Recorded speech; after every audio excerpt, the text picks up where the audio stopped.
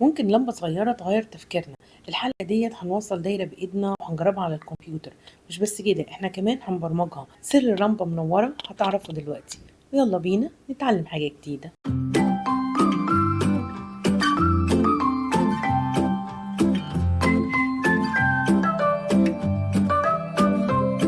اهلا بكل اصحابي المبرمجين. في الحلقه بتاعت النهارده احنا هنعمل دايره كهرباء، ان فعلا بجد نمسك الكومبوننتس اللي هم الاجزاء اللي بتبقى موجوده فيها، نوصلهم ببعض.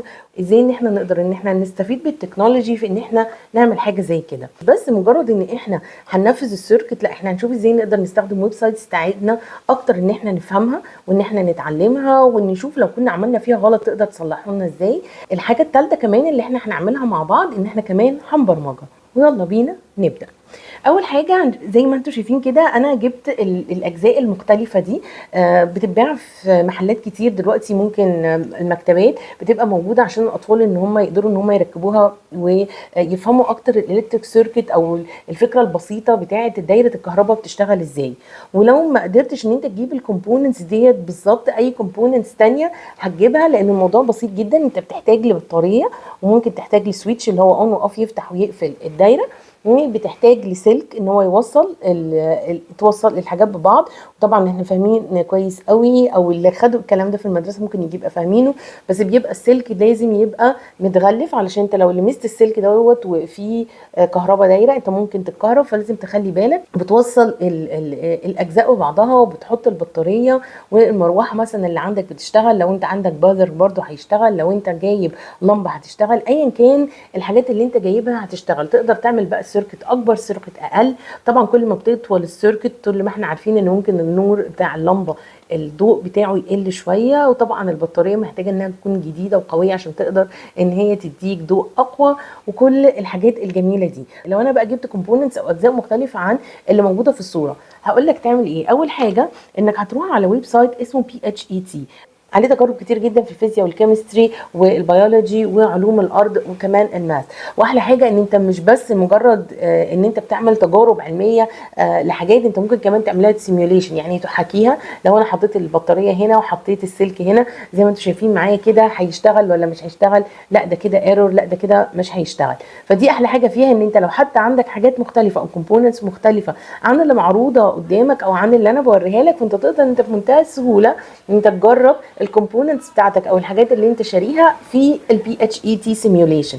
ويب سايت حلو جدا، واللي بيحب كمان الفيزيكس والحاجات دي هيستمتع جدا، لانه عليه تجارب جباره. وهو فعلا بجد من الويب سايتس المهمه قوي اللي شايفه ان اي ولاد بصراحه في الفتره بتاعه المدرسه يقدروا ان هم يشوفوها، لان هو ممكن يتعلم عن طريق اساليب مختلفه، غير بس ان انت تحل. لا، انت كانك بتعملها على الكمبيوتر وبتركب الكمبيوتر عشان تشوف مظبوطه ولا لا. انا عملت لكم كذا تجربه على بي اتش اي تي علشان نشوف اللمبه ازاي هتنور. ركبت الواير بتاعي، كل حاجه تلاقوها مكتوبه على الشمال، الواير والباتري واللايت بولب. وعلى فكره هو بيسبورت اكتر من 121 لغه، فكمان في العربي لو انت اريح لك ان انت تستخدمه بالعربي ممكن تستخدمه.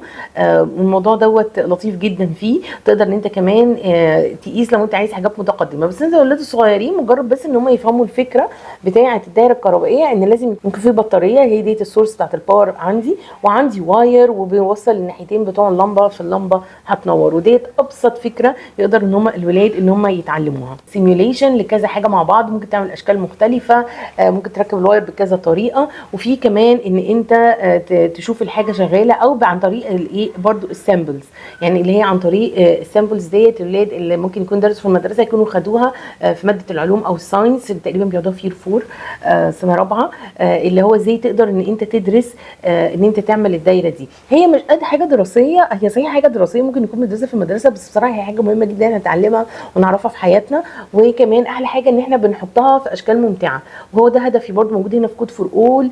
ان احنا دايما نربط الدراسه بحاجات بالتكنولوجي، لان بالنسبه للولاد بتبقى المواضيع ان هم يستخدموا اي حاجه على التابلتس او الكمبيوترز، بيبقى الموضوع ده ممتع جدا بالنسبه لهم.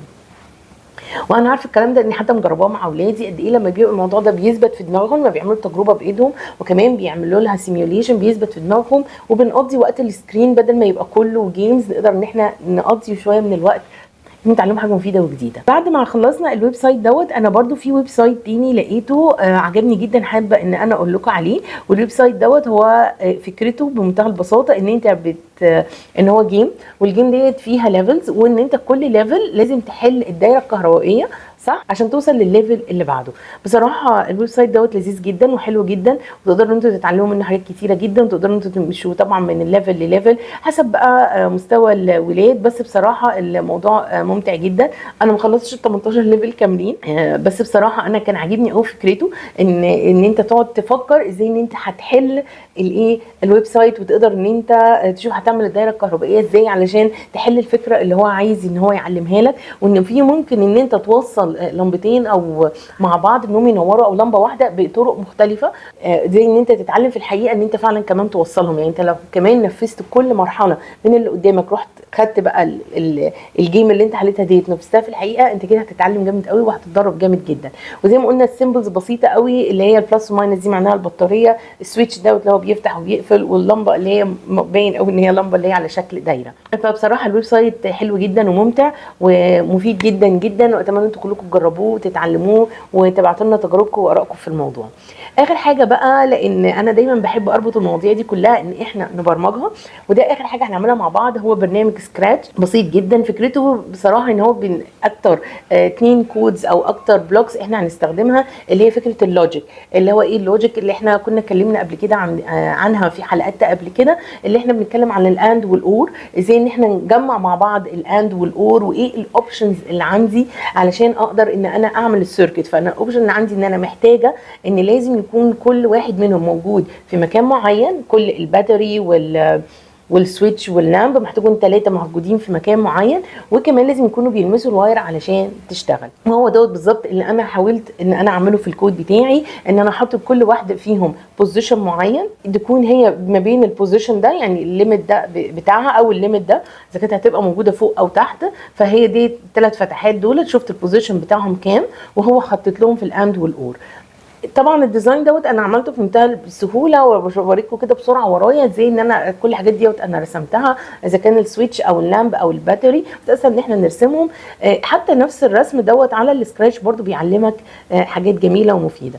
وبعد ما حطيتهم مع بعض قلت له لما تبقى كونكتد، او ان انا عملت لها دراج في مكانها السليم وكل حاجه هتبقى كونكتد زي ما انتم شفتوا كده، هيقول لك ان ايه اللمبه هتنور. وهم عملت 2 كاستيوم من اللمبه، لما حطيت كل الحاجات مكانها اللي حصل اللمبه بتاعتي نورت.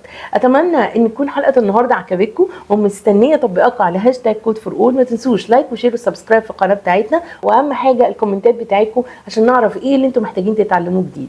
هابي كودينج.